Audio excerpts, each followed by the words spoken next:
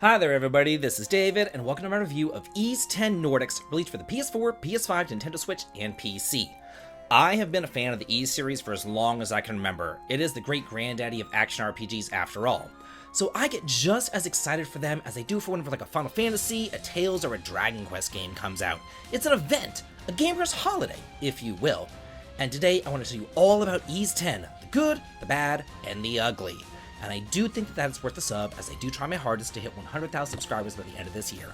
With your help, your like, and your sub, I know that I can get there. So, thank you so much for that, and now, let's get started going over the latest entry in this series that's almost as old as I am. I'm still older. I'm old. I am so old that I remember when the first Ys game came out. I do remember wanting to play it, but I wasn't able to because it didn't come out for the NES. The first Ys game to come out in America for Nintendo consoles was actually the third game over on the SNES, which I salivated over in Nintendo Power. But whenever I rented it, I hated it. Who knew that the third game was actually the black sheep of the series? After that failure, the Ys series quietly left the Western markets until the sixth entry appeared over on the PS2. And there was really when my love affair with the series truly began. Since then, I've gone back and beaten all the prior entries, even those that were never released here in the States through the power of translation, so I do think that I'm a pretty good judge of what makes an Ys game an Ys game. And that's what I do want to talk about here. Is Ys 10 a worthy entry into this long-running series? Let's chat, because I have a lot to say.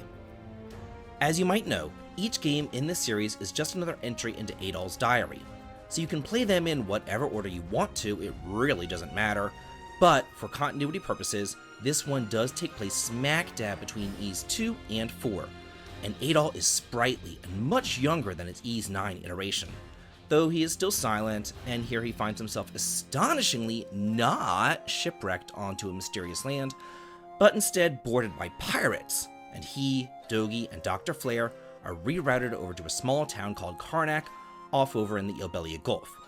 And you hear about the problems that the region faces from these barbarous Norman pirates who harass the citizenry and charge exorbitant prices to keep them, safe. Upon landing, though, Adol hears a mysterious voice which grants him the power of mana, which is a blessing and a curse. It's a blessing because it gives him enormous powers, enough to fend off the immortal, fiendish Greiger who are harassing and attacking the townsfolk, and without the mana, they would just regenerate, but you can kill them with your newfound mana powers. However, it is a curse too, because Karja, the pirate who boarded the ship and killed your captain, also captured Adol, and she has the power of mana, and as such, you two become exquisitely bound together by fate, or really, handcuffs in this case, as you're forced to do everything together, fight, travel, and even sleep together. And to me, that sounds like a real hell on earth, because this girl is a total bitch on wheels. Though I will say she does get much nicer as the game progresses, especially after she sees the error of her ways and the threat that the Greiger pose. Combat is definitely a highlight here.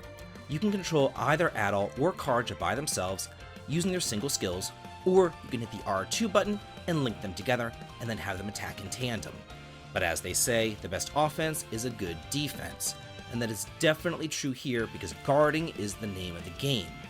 Whenever you guard against an enemy attack, you're going to be building up their revenge gauge, and then you can unleash your attacks to deal double damage or even more, which really adds up whenever you use your dual skills with both Karja and Adol. Also, some bosses will use powerful red attacks, and those can only be guarded together whenever both Karja and Adol are bonded. And if you do guard at just the right time perfectly, it will instantly fill up that revenge gauge so you can unleash the punishment. Conversely, whenever enemies use blue attacks or speed attacks, those can't be guarded at all, so you're going to have to dodge those out of the way, and if you do dodge perfectly, you'll get the chance to unleash a devastating counterattack. It's quick and there's a lot to keep track of, but it's very doable and fun. And because, as we all know, Adol is actually, a flower, he'll be able to stand still in the sunlight to recover his HP, and you can also save anywhere that is light, but in the dank, dark dungeons, he can't regenerate.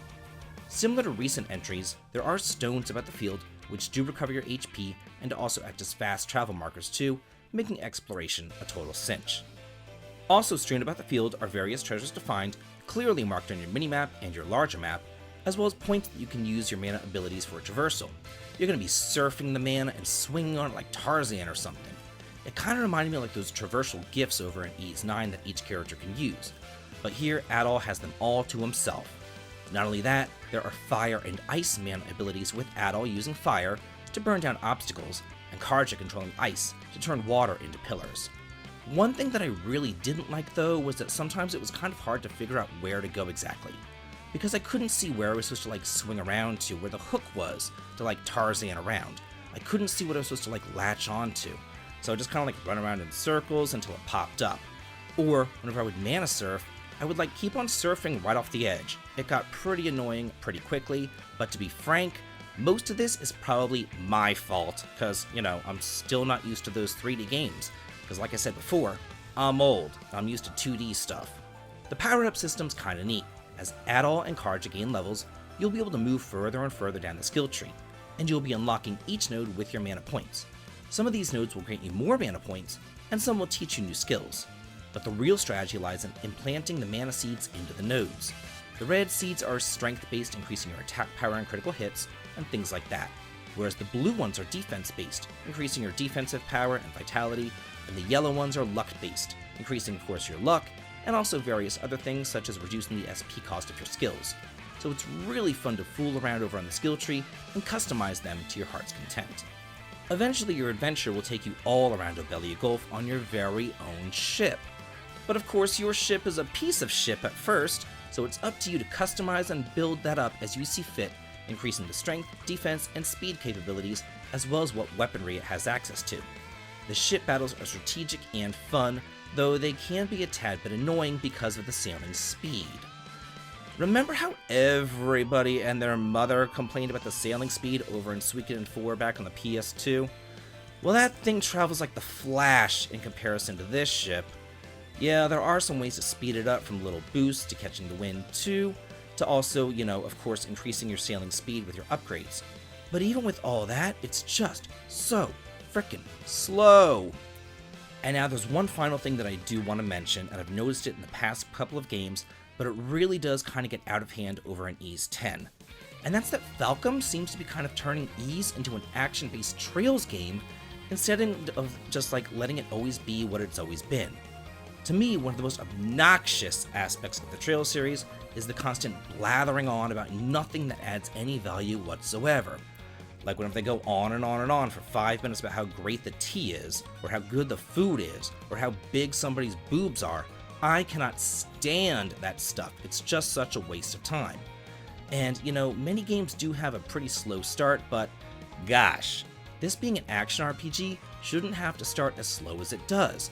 You're going to be talking for quite a bit of time, like for hours at a time in certain chapters, at least up until about chapter 3, before the game really lets you loose to go off and do your own thing. For example, the amount of messages that I had to scroll through just to fall asleep was absolutely ridiculous, not to mention conversations about childhood nicknames like, you know, Booger Nose Gren. Yeah, I'm 100% serious, that's in the game. I just want Ys to still retain its own unique identity and not get sucked into some Trails wannabe action thing. But other than that, I really did have a wonderful time with Ys 10 Nordics. Raising the ship as your home base and recruiting various characters Suikoden style is a touch of genius. The combat is wonderful, and the mana abilities are super fun to fool around with, not to mention the touching story. Ys games are known for their stories, and this one does not disappoint. So I've got to say, that's it for my review of Ys 10 Nordics. But now, I do want to know, how do you feel about the game and will you be playing it? Let me know in the comments, and let's all talk and chat about it. And if you like this video, here's another video that I think that you're really going to enjoy, so please do check that one out. And as always, have a good day.